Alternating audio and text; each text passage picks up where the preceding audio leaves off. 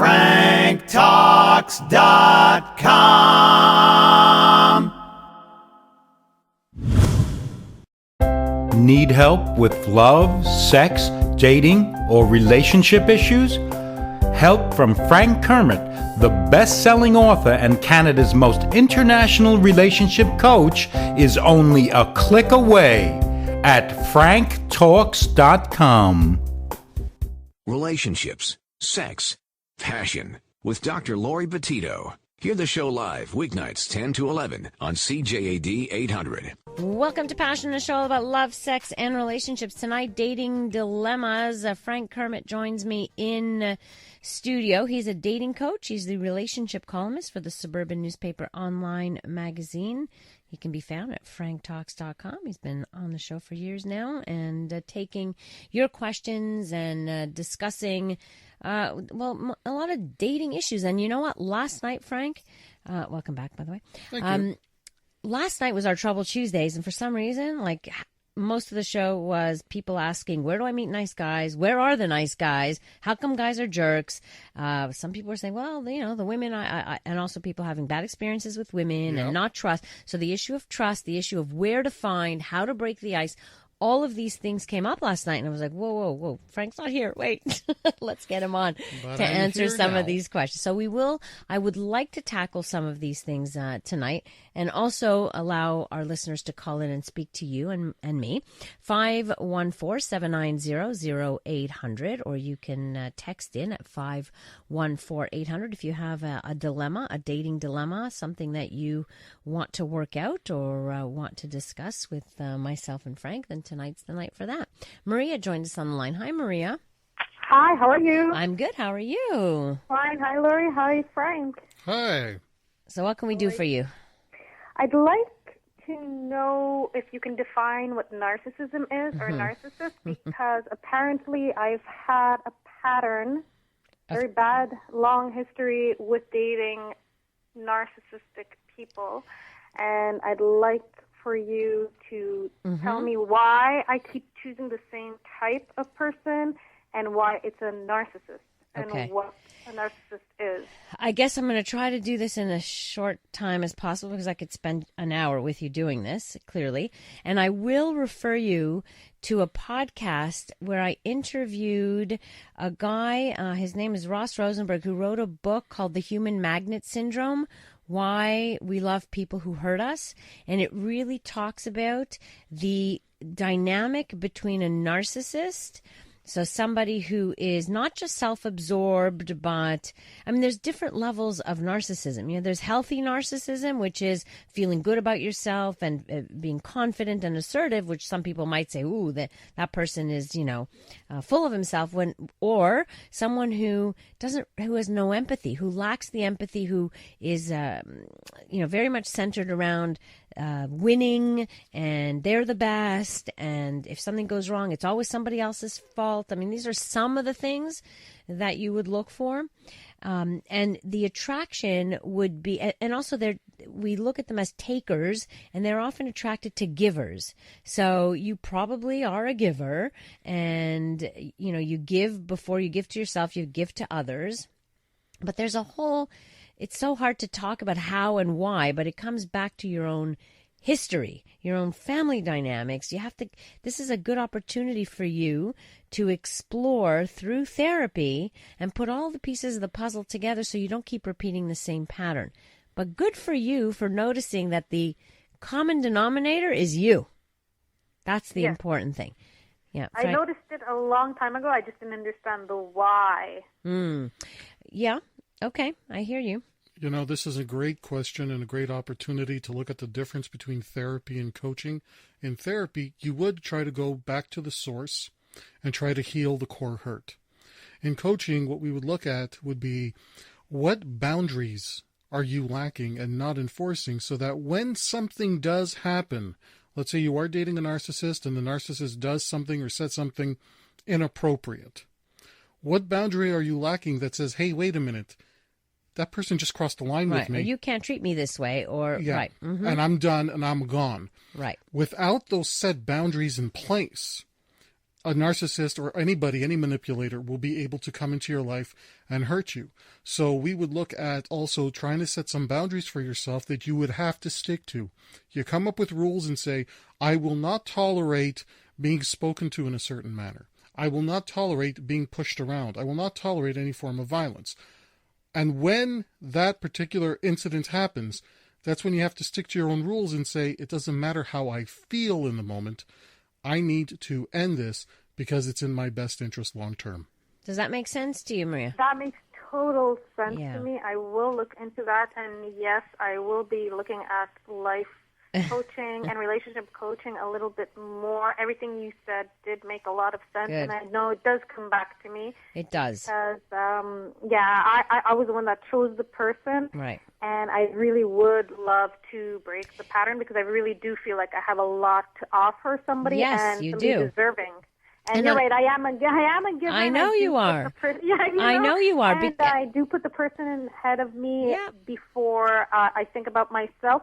But again, it was probably because of the way I was raised and how I think that would just be a normal dynamic. Bingo. Right. You got it. You got it right on there. And it's so important to understand how that works because people who end up with narcissists are often the most loving, giving people, and they end up just getting stepped all over because they don't know how to do those boundaries. So teaching you the why and then the how is what you need to do to stop this pattern. So good for you. Proud of you. Take care now. 514-800 if you'd like to text in, or 514-790-0800. And, so I guess we were looking at a book that you wrote about jerks, right? And I think a lot of it applies to narcissistic, in this case, there's narcissistic women as much as there are narcissistic men. Let's just be very clear here. But you did write a book about that, didn't you? I wrote a book called How to Steal Her Away from a Jerk, How to Seduce Her Away from a Jerk. This was written for men who were in love with women who were in love with jerks. And the mindset that you need to adopt if you do really want to date a girl who's in a bad relationship. Now, the same could be applied if the genders are reversed. Right. Where if it's a woman who's in love with a man who's in love with a woman who mistreats him. The key element here, and this is one of the main lessons I try to say in that book, is that the person in that dynamic isn't necessarily there because they need to be rescued. The person may be in that dynamic because that's what they respond to. So if you have this thing where you're seeking someone that you feel you have to save and you want to be in a relationship with someone that you have to rescue, you have to look at that as well. Right. As part of this process. Yes, and it's part of that dynamic. And I should point out that there's a special on your ebook now. So if people go to franktalks.com, they'll have access to your special rate. If you go to franktalks.com/special, you'll see that I'm running a little bit of a special right now on this particular book. Good. And it's for anybody who has to go through the process. And I think you've also... And identifying, too, just being able to identify how to not be the jerk and what jerks look like. Well, it's good for women, even though the book was written for men. It's great for women to read because at least they're going to know how a jerk proceeds. What is it that the jerk does initially to lure the girl in? How does he win? And I know, people say nice guys finish last. They actually don't. They finish first in long-term relationships. They just finish last. This one study I had read that they get more sex, so short-term, the jerks might win out, but long-term, it's the nice guys that end up having the long-term relationships. Depending on the perspective, too. And I would say that not every guy wants to be thought of as someone's second choice. And so for some men, they carry a certain resentment, I won out, but at the same time, I had to wait a long time before a girl finally chose me for being a nice guy.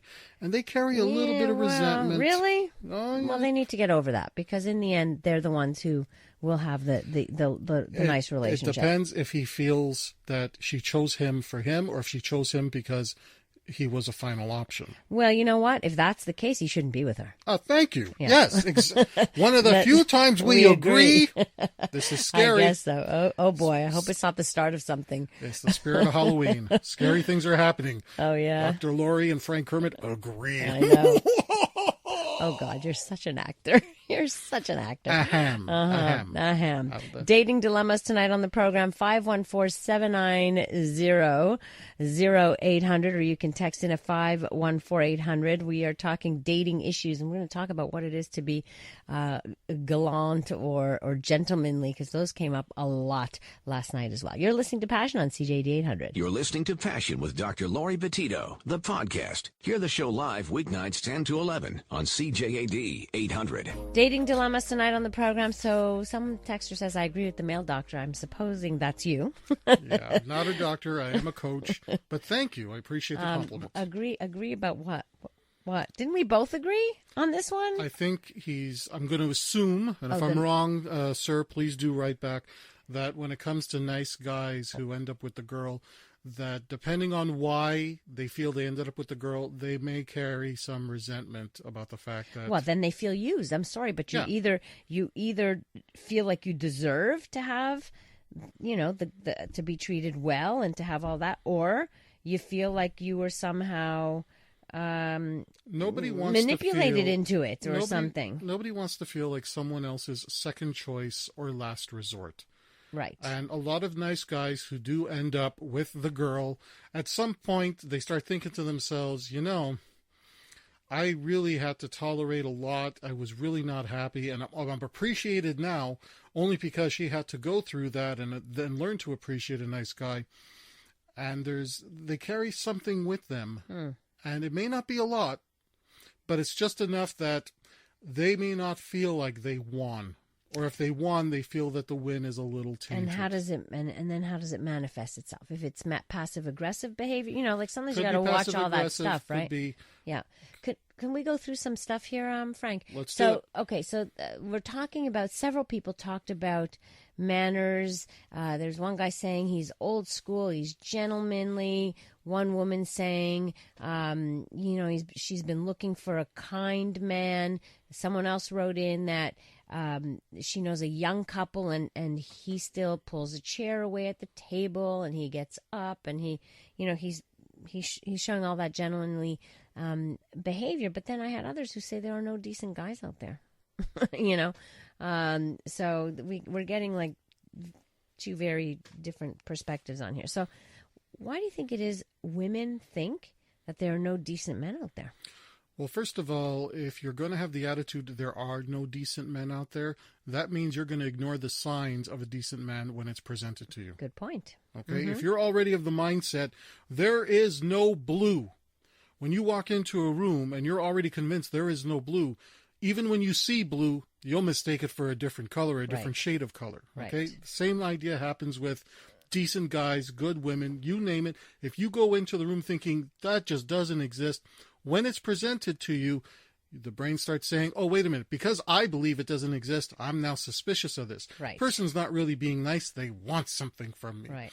Person's not really being genuine, nobody's that genuine, and that's how our brains work. So that's the first thing. Right. Number 2, do you know how to define what it is you're looking for? Mm-hmm. You're looking for a decent guy? Great. How do you define a decent guy? What does that look like, right, in real life? Let's not even look at the looks. No, I'm not saying like look physically, but what are the signs? Yeah, what are the signs? What does that represent, that to say somebody is a decent guy? What does that mean? Right. So give me some specific behaviors that you can identify. Now, if you're going to choose the behavior of, it's somebody who volunteers his time to help the needy. Well, there are a number of volunteer organizations, and if you go volunteer there yourself, you're bound to meet the type of people that you claim you're looking for. That's true. Mm-hmm. That answers the other question that we kept getting last night, was where do I go? Where do you go? Mm-hmm. Start thinking about, where would somebody who has that characteristic be, and go to those places. Okay. When I'm working with someone and trying to help them figure out, I got to find a life partner somewhere, I want to get into dating. What's something that's important to you in your life? What's something you want as part of your day-to-day routine? Let's say something that I would want is, I value pets, and I really love walking my dog, and I love spending time with my pets, or whatever it is. So you want to be with someone who loves animals. Mm-hmm. Okay, where do animal lovers hang out? The parks, dog parks. You can go to dog parks. Mm-hmm. Where else? They volunteer at the SPCA. Volunteer at the SPCA. Where else? I don't know. How about veterinarian school? Oh, geez, that requires quite a bit. I would never get into vet school, by the way. You don't have to get into vet school, but if you go to the campus where there is a veterinarian school there and meet some veterinarian to be students. Really? You would just hang there? Do you want to meet somebody who shares a similar interest? Then yeah, you put yourself out there. Okay, interesting. Stop waiting for people to come to you. Right. You have a specific idea of what you're looking for. Well, you got to get yourself out there. And yes, that means that sometimes you're going to take a walk somewhere. Take a walk on that campus where you're going to meet students in those programs. I would not have thought of that. There were a few people who actually said the grocery store, the coffee shop, and then others who saying, please, the grocery store, I'm tired of hearing that kind of answer. Here's the problem with that. Okay. It's because somebody says, well, I go to the grocery store, I go to coffee shops, I don't want to have to step out of my comfort zone, so I'm just going to go to places where I already go to, so we'll meet somebody there. No, you have to figure out what it is you want, who you want to meet, those characteristics, and that'll tell you where to find people. Right. So it isn't necessarily everybody buys groceries. It's not going to tell you much about the person, is really what you're trying to say. Exactly. All right. Gotcha. More with Frank Kermit and Dating Dilemmas here on Passion on CJAD 800. You're listening to Passion with Dr. Laurie Betito, the podcast. Hear the show live weeknights 10 to 11 on CJAD 800. Frank Kermit in studio with me for Dating Dilemmas once a month, the last Wednesday of every month. He joins me in studio so we can help with certain situations that have mostly to do with dating. 514-800 to text in, or 514-790-0800. So let me see. What do I have here? Okay. I hear all the stranger encounters on meeting people, but how do you break the ice and not seem awkward? I think I'm sure that a lot of people come to see you as a dating coach because of that, right? A big fear in approaching someone new. Yeah. What do you do so that you don't creep the person out? Right. And that you don't make a fool of yourself, and that you don't get flat out rejected. Mm-hmm.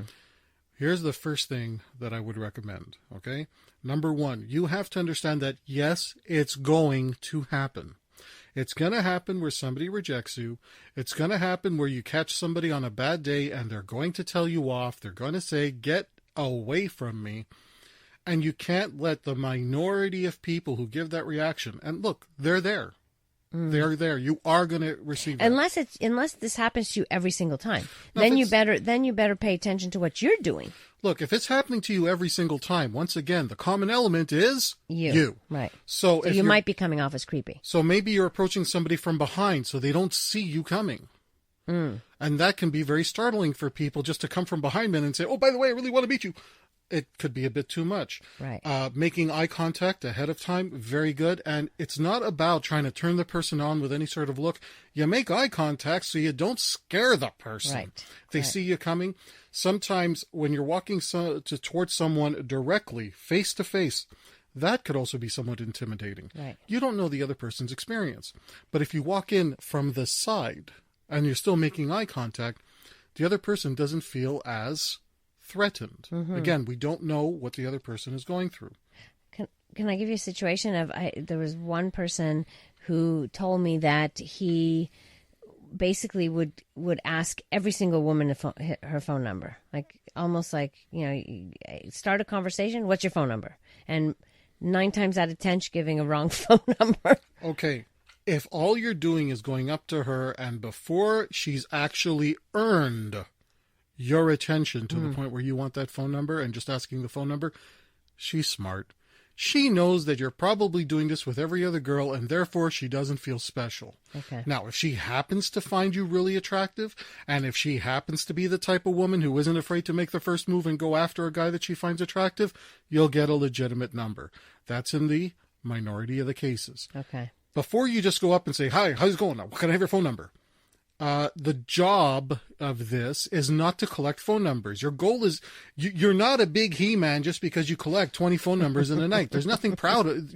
Forget being proud of that. Mm-hmm. You're better off putting in the time and getting to know the person. And this is my other advice for anybody who's struggling to approach. Have an idea of the different categories of relationships in your head prior to approaching anyone. Know what type of qualities you're looking for in everything from a one-night stand, friends with benefits, a casual dating partner, a serious girlfriend or boyfriend. Because once you have an idea of some of the basic criteria for each of these categories, once you're trying to get to know them, you're asking legitimate questions to get to know them.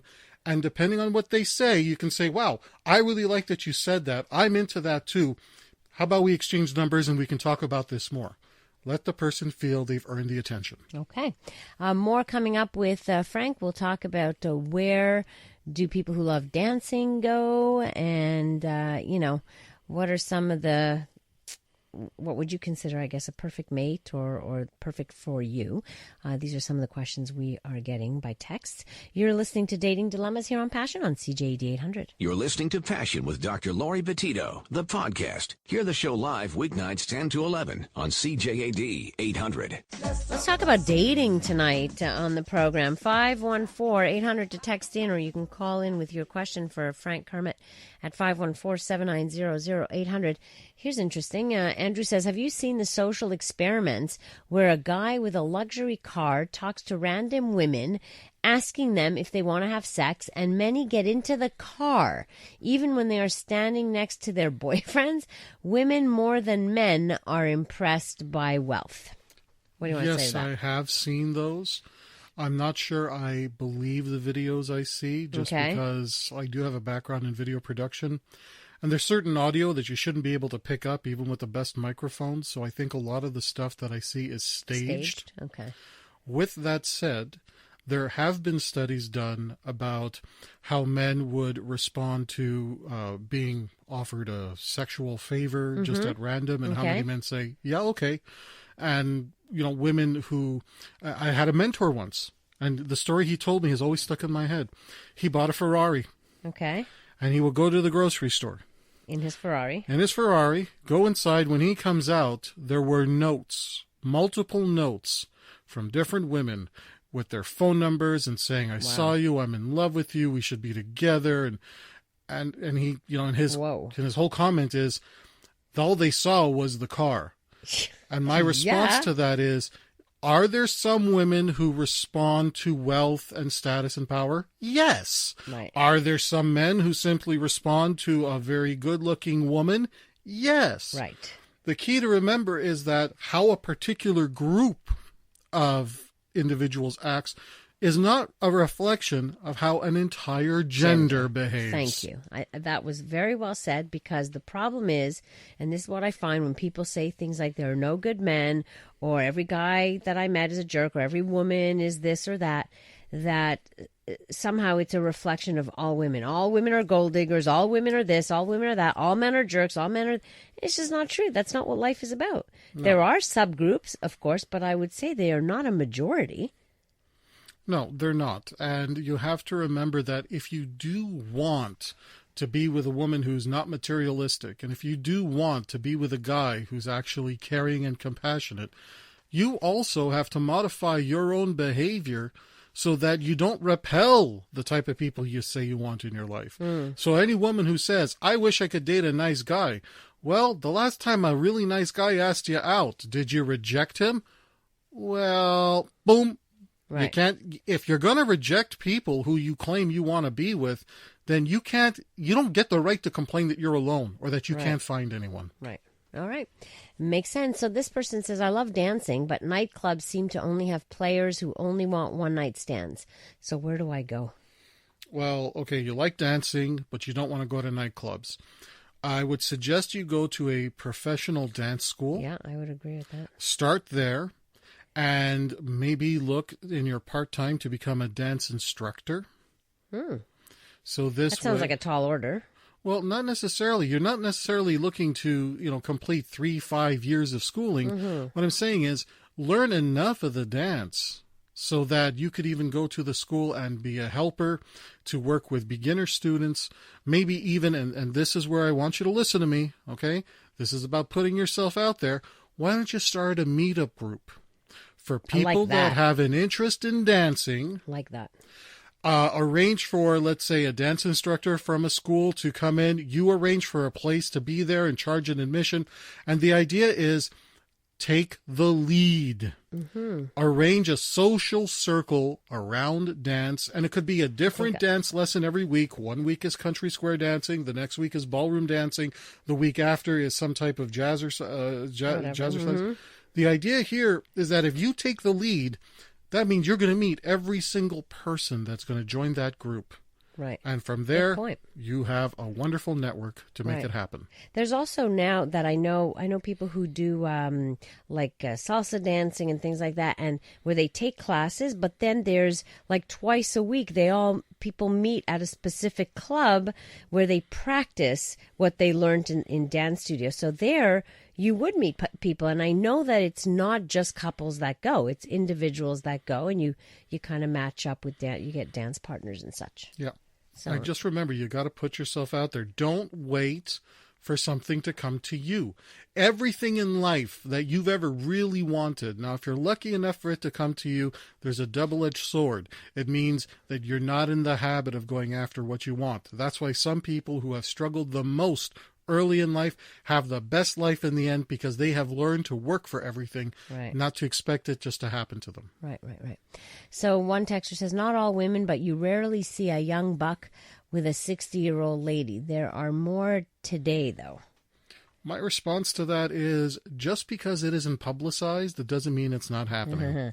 I can tell you, I know a few people who are with young bucks who are in their 50s and who tell me that young guys want to date them, not because they have money, but because they have experience, because they know themselves better, or for whatever reason. They could have a multitude of reasons, but the fact is that people are hooking up, people are getting together, and just because you don't know about it doesn't mean that it's not happening in abundance.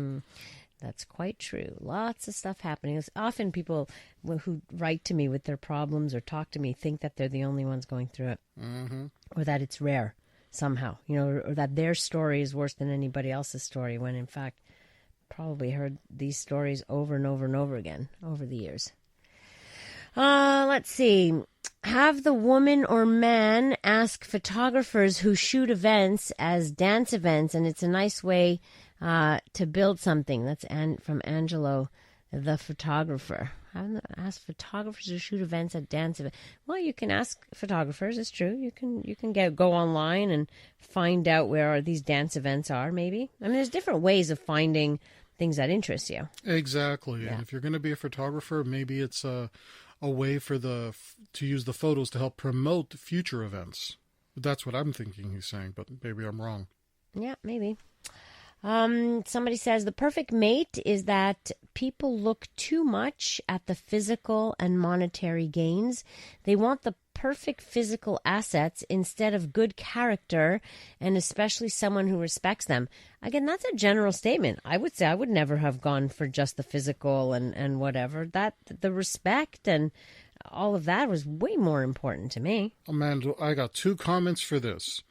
Number 1, and that is, I think a lot of single people who are perpetually single maybe focus on things such as what a person looks like, how much money a person has, as opposed to how well they are treated. So I do see a lot of that. I see a lot of single people with standards that are incredibly ridiculously high.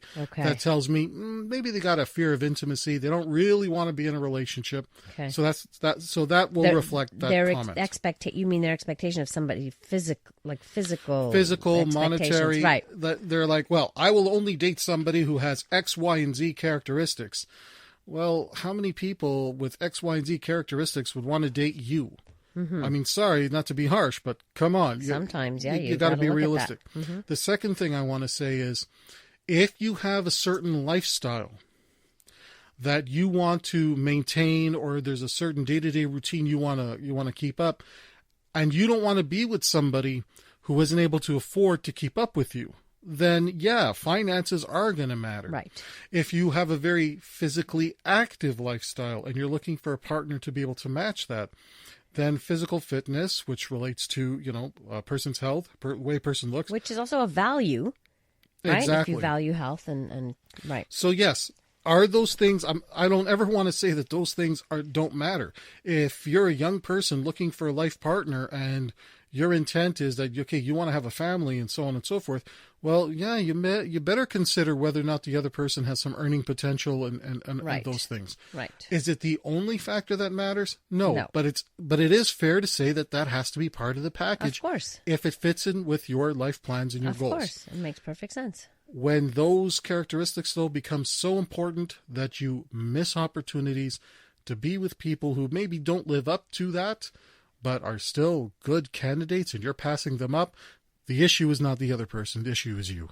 Well, I have to say, so far, I don't think I've disagreed with one thing you've said tonight. It's the spirit of Halloween. Creepy things are happening. Okay, don't do the voice. Don't do the voice. Don't do that. Oh, come on. Don't do it. Come on. More with Frank Kermit coming up next here on CJAD. You're listening to Passion with Dr. Laurie Betito, the podcast. Hear the show live weeknights 10 to 11 on CJAD 800. Dating Dilemmas tonight on the program. Frank Kermit in studio with me. He's a dating coach. He's the relationship columnist for the Suburban newspaper online. By the way, very interesting article this week about Halloween costumes and couples. Stuff I never actually thought about in terms of, should we go? We just started dating, but should we go as Fred and Wilma, like a couple? You know, article I wrote for the new Suburban website. Now everything's online and the articles are going to be staying up. So if you visit thesuburban.com and look under columnists, you'll see Frank Kermit Relationships. Click on that. You'll see a couple of articles from me. Wrote about Halloween coming up. You got couples out there wondering, do they go as a couple's costume? Do they go as the Fred and Wilma? Do they go as Gomez and Morticia? Do they go as ham and cheese? I won a contest once going as night and day. You and you mean a partner, yeah. That's awesome. That is awesome. Actually, those are the best kind of costumes, and that's one of the things I point out in my article. That, Fred and Wilma, they can still stand on their own pretty much, but they do reflect the fact that they're a couple together, and you're using the symbolism. Is that awkward when you're just... I think that if you are a couple that wants to make a public statement that, hey, we are together now, going as an established couple costume is a good way to say it without being too forward about it. It's a great way to make a statement. The best costumes, though, are the day and night, the ham and cheese, the peanut butter and jelly, the bacon and eggs. Because when you see one costume, those type of costumes, salt and pepper, they don't really stand on their own. You have to assume that, well, when I see eggs, somewhere in this party, there's some bacon. That may be a little taboo given what's going on with the news right now, but we don't talk about that. No, we don't. So that's the idea, that if you are in a couple and you've just started dating, but you do want to make a statement that the two of you are going to this party together, those are the costumes I would suggest. Okay. I would discourage any costumes that are overtly sexual in theme. Okay. No Hefner and Bunny. Right. No fetish fantasy costumes, because you're going to be inviting certain type of attention that if you're trying to establish your basis that we're showing up here as a couple, you might not want to dress in costumes that will attract certain attention beyond the complement of a costume. Interesting. See, sometimes I read stuff you write and I'd say, I never thought of that. All right, so that's my job. Interest. There's your job. So Texter says, I would not spend a second with a person that does not have a decent income level. Too many of my buddies are paying for the rest of their lives because of divorce. So, there's the double standard, right? I mean, in this day and age, men and women work. It's not... In fact, more women are graduating educational institutions than men. More women have professional careers than men. And what they did in that study on wage gap is that they gave the number of 77%, but what they didn't factor in is that was based on total number of hours worked, not necessarily working the same job. So yes, it shows that men are earning more, but only because they put in more hours. So the wage gap is actually a lot smaller than people think. With that said, though, when men and women go out on a date, there is still this notion that the majority of people feel that a man should pay for a date. Right. And for a lot of men, if they're out with a woman and a woman says, this check is for you, That's they crass. see that. I don't like that. They see that as a red flag, and Right. rightly so. I would think so, yeah. You know what? I heard this story recently, and this is a key example. It's the guy's birthday. His girlfriend says, I'm going to take you out for your birthday. When the bill comes in, she hands him the bill. Oh, no, that's not right. And he said, I thought you were taking me out for my birthday. And just to let you know, this woman was making more money than her boyfriend. Right. See, that's not right. And I think those are red flags, in fact. Big red flags. I do think that definitely, you should have, at this point, two people everybody pays their own way. That's right. it. That's at all. The beginning. If you consume more alcohol than your date, you pay your own way. Or you invite. You say, I'm treating you to dinner. Like, you can say, I'd like to take you out to dinner. And it should be both. Listen, on both there's sides. nothing wrong with treating somebody you like out to a meal. Mm-hmm. Not on a first date. Okay. On a first date, I'll pay my way, you pay your way. I don't want to hear anybody say, well, I felt obligated because Right. so-and-so paid for everything. Geez, no. We're not getting into that anymore. No. You are a fully independent, capable, intelligent, beautiful, capable woman. Mm-hmm. You don't need any man to pay for you. Hallelujah.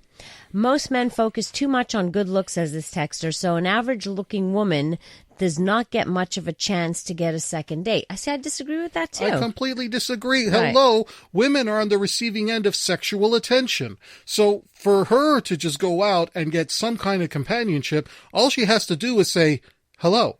Right. And she'll get the companionship she wants. Now, if she's talking about long-term relationships, saying she's not getting second dates, look, are you saying or doing something on the first date that's making the guy say, this is a red flag, I'm not going to go further with this? Right. And my main point here, it can't be about your looks. You got the first date. Right. So if you hadn't had the first date, it wouldn't have been. I mean, then okay. If you and got it the isn't first just date- about that anyway, because there are people of all different shapes, and sizes, sizes. looks, everything, and they're coupled up. Like that has nothing to do with that. Listen, if you want to blame it on that, you can. But you got to understand something, that it goes beyond that. If it happens once in a while, everybody gets rejected at some point for the Right. way they look.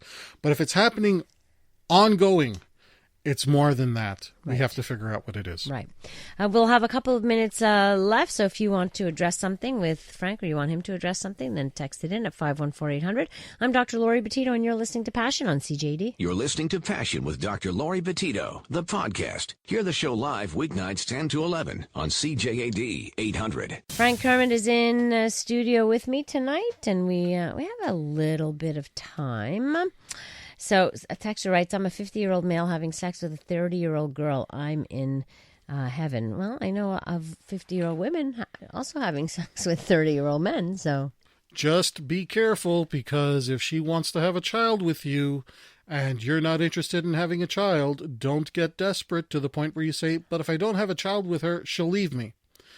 Know what your limit is. Know if you want to have kids with her, because if she's 30 and she doesn't have kids, give it a couple more years. If the two of you are still together, she's going to look at you one day and maybe say, my clock is ticking. But this, I'm not even sure this is anything to... I think this is just about sex, but anyway. Hi, guys. Even though we are married and it is the same pockets, my wife will tell me she wants to take me out and pay, which is nice also. I mean, yes, it's the same. I have that philosophy. It's the same pot, It's the same. Well, it's okay. It's the same pot. It's the same pockets. But is his wife a stay-at-home wife, where it's his money that he's earned, that it's now become the family money? Or when she's taking him out, is this also based on her share of what she's if it's earned? the Ian I know, his wife works. Then life is good. I think they both work. Yeah. Let me see. There are a lot of decent guys out there. Unfortunately, many of them have been burned and hurt by not so nice women. And when the hurt finally subsides and you get some peace and smile again, you don't want to risk losing it, being with someone else, knowing your track record isn't so good. Great point. Absolutely. In fact, I know men who have open doors for women, and women, instead of saying thank you, say, never mind, I can do it myself. Ugh. Okay, that's wrong. So listen, But sometimes... this is even being hurt, like in, relationships. Look, there's two things here. If you choose the wrong people, you're going to get hurt. But number two, if you have unreasonable expectations, you're going to get hurt. Your expectations have to be real. If you've built up a fantasy in your head about how wonderful it's going to be when we're together and you haven't even gone out on a date, you're going to get hurt. But that's not the other person's fault. It's, right. It's your both sides. Right. It depends on the expectations that you have. So we have a minute to do this. I met a girl. At the time, I wasn't ready to get involved with her. I was still trying to get over my ex. We lost touch when I told her that I wasn't ready. This is 4 years ago. Would it be nice to contact her again now that I'm mentally ready? Yes. Right. That's what I said. Just go, yes. Yeah. You should have dated her when you had the opportunity. Okay, shoulda, woulda, coulda. It doesn't really matter anymore. At this point, why not just go ahead and do it? Absolutely. Just go for it. Worst case scenario, she says no, that she's not ready. Right. So, Frank, now that we've come to the end of the program, what is your next article about on the Suburban, for the Suburban? Oh, I haven't fully decided yet. Maybe we should help you out on that one. Well, is there something you would want me to write about? And I will write about it. I got to submit it later this week. So if there's something you are burning to know my opinion on, I'm game. So people can reach you? Frank@franktalks.com. Okay, great. Wonderful. Just email me at franktalks.com and let me know what you want to see me write about. Okay. Fabulous. Frank, thank you very much for showing up here once again. It was an interesting evening. Okay, your Halloween voice. Here we go. Yes. Okay, Frank, I think you could leave now. Thanks to Dave Simon in Master Control. Thanks to all of you for all of your wonderful texts and your questions, and we had a lot of fun with them. News is coming up next, followed by the CJAD Comedy Show. And by the way, if you need to get in touch with me, passion@cjad.com. Don't forget, you can also listen to the podcast, download it, whatever you need to do with it. It's up there at cjad.com. Just look for the Passion page. Have a wonderful rest of the evening, and please remember, life is short, so do make sure you take the time to smell the flowers and indulge your passions. Listen to Passion with Dr. Laurie Betito, live weeknights 10 to 11 on CJAD and CJAD.com.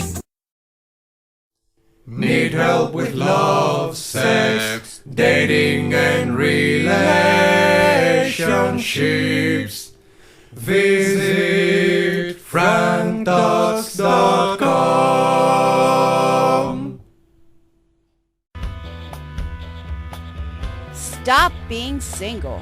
Remember to sign up for the Stop Being Single newsletter and get weekly tips about how to stop being single and how to start up a love life. Sign up at franktalks.com now.